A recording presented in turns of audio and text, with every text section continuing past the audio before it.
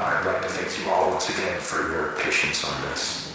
It has been a stressful 15 hours for all of us here, and while he cannot currently be with us, Dr. Beck sends his apologies regarding the numerous inconveniences caused by our decision to keep you here overnight. Now, it appears that the situation has reached a point of some stability. We're still looking into a few things, but I feel that we can now properly address what occurred without running into speculation. What happened last night should not have happened. Not here, not with us.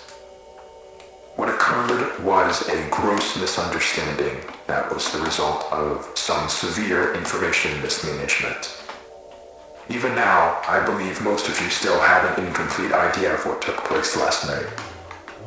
So before I fill you in, I need to address the fact that there has been information deliberately withheld from many of you on the project. Now, these choices were not made lightly and were done for only the best of reasons. However, I want to make it abundantly clear that following the events of last night, it has been proven to us that that method of conducting ourselves was not viable.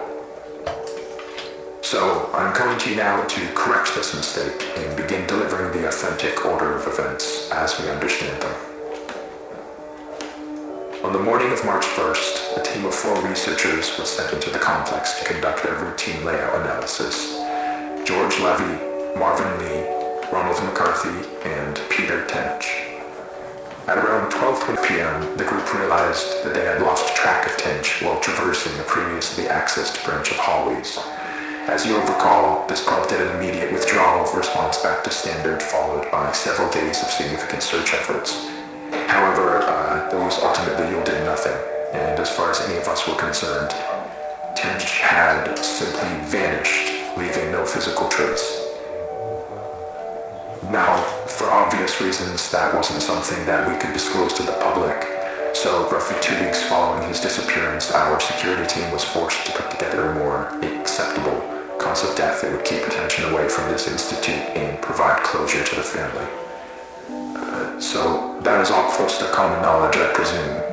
Not all of you were with us at the time of the incident. However, you're certainly aware of the effects it has had on our internal procedures over the past few months. Regardless, that was where Tench's involvement in this came to an end. Or, at least, that's what we assumed. Because on May 8th at approximately 5:30 p.m., a motion alert was sent out from the complex, which was closed off at the time. One of our senior engineers was sent down to assess the situation and discovered a male dressed in hazard gear who we were able to identify as Peter Tench.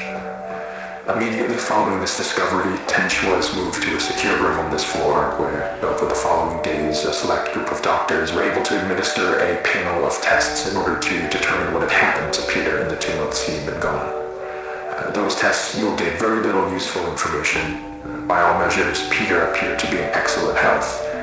However, we were still provided one very useful tool in understanding how the situation unfolded from his perspective. Some of you may recall that on the day of his disappearance, Tench was his team's designated camera operator. Well, when we recovered him, he still had that camera